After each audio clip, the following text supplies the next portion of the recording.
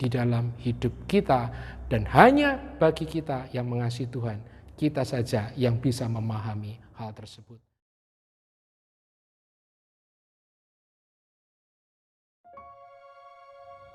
Shalom Bapak Ibu Saudara yang dikasihi Tuhan, kita berjumpa kembali dalam program New Spirit pada pagi hari ini. Saya akan membacakan satu ayat yang saya kutip di dalam ibadah raya minggu kemarin, yaitu di dalam Roma pasal yang ke-8 ayat yang ke-28 sampai dengan ayat ke-29. Demikianlah bunyi firman Tuhan, kita tahu sekarang bahwa Allah turut bekerja di dalam segala sesuatu untuk mendatangkan kebaikan bagi mereka yang mengasihi Dia, yaitu bagi mereka yang terpanggil sesuai dengan rencana Allah.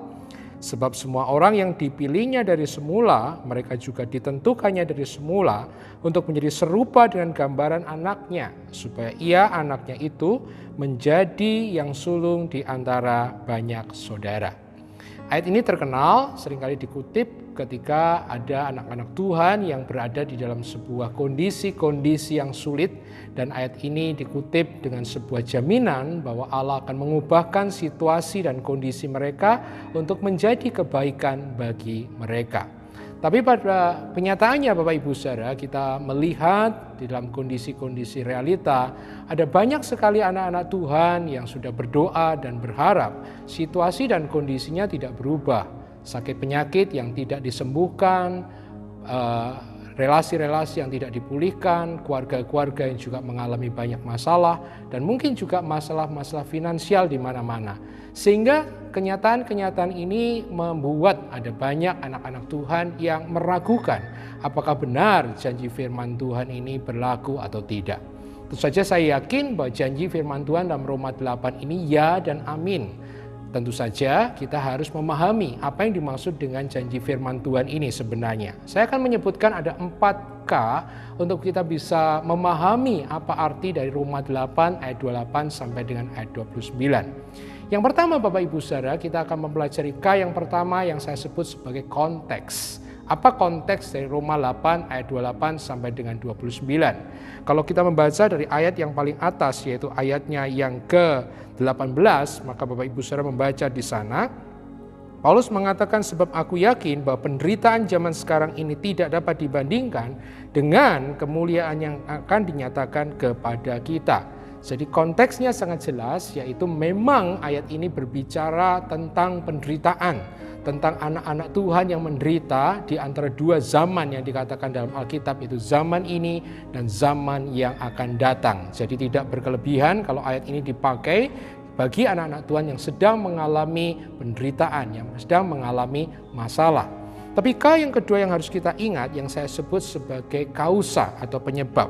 Dikatakan Bapak Ibu saya dalam terjemahan, beberapa terjemahan ayat ini terjemahkan dengan mengatakan God causes, Allah menyebabkan. Sehingga dari terjemahan-terjemahan ini ada beberapa orang yang mengartikan bahwa penderitaan, masalah, perceraian, dan ada banyak masalah yang terjadi dalam kehidupan anak-anak Tuhan, itu Allah yang menyebabkan. Tentu saja pandangan ini tidak tepat. Sebab kalau kita membaca di dalam teks asli yang lebih asli ataupun terjemahan-terjemahan seperti misalnya King James Version, maka kita tidak mendapatkan kata-kata God causes atau Allah menyebabkan. Hanya dikatakan bahwa segala sesuatu bekerja sama. Artinya tidak disebutkan bahwa Allah di situ yang menyebabkan. ITB kita menurut saya menerjemahkan di middle way yang ada di tengah. Dikatakan bahwa ITB tidak mengatakan bahwa Allah yang menyebabkan, tapi dikatakan bahwa Allah bekerja di dalam segala sesuatu. Saya percaya penderitaan, sakit penyakit, kematian, kemalangan bukan Allah yang menyebabkan, tapi Allah dapat memakai itu. Allah bekerja di dalam segala sesuatu. K yang ketiga adalah berbicara kebaikan. Tentu saja ayat yang kita baca tadi dikatakan bahwa Allah turut bekerja dalam segala sesuatu untuk mendatangkan kebaikan. Hanya saja kebaikan yang dimaksud di sini kebaikan apa?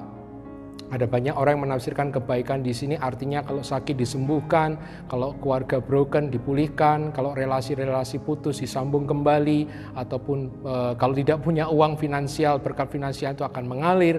Dan saja saya percaya bahwa Allah di dalam Alkitab menyediakan itu. Tetapi dalam Roma 8 ayat 28-29 konteks kebaikan yang dimaksudkan bukanlah itu. Tapi kebaikan yang dimaksudkan dalam Roma 8 adalah kebaikan yang dihubungkan dengan rencana Allah. Kebaikan yang dihubungkan dengan tujuan apa yang hendak dicapai oleh Allah dalam setiap diri anak-anaknya. Yaitu tidak lain dan tidak bukan adalah keserupaan dengan Kristus. Yang artinya berarti Allah bekerja di dalam segala sesuatu, saudara, untuk membuat kita menjadi semakin serupa dengan Kristus.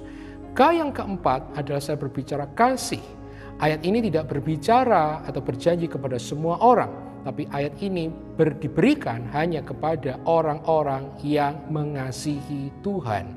Artinya adalah bahwa bukan berarti Allah tidak bekerja dalam kehidupan orang-orang yang tidak mengasihi Tuhan, tapi hanya orang-orang yang mengasihi Tuhan sajalah yang bisa memahami rencana Allah.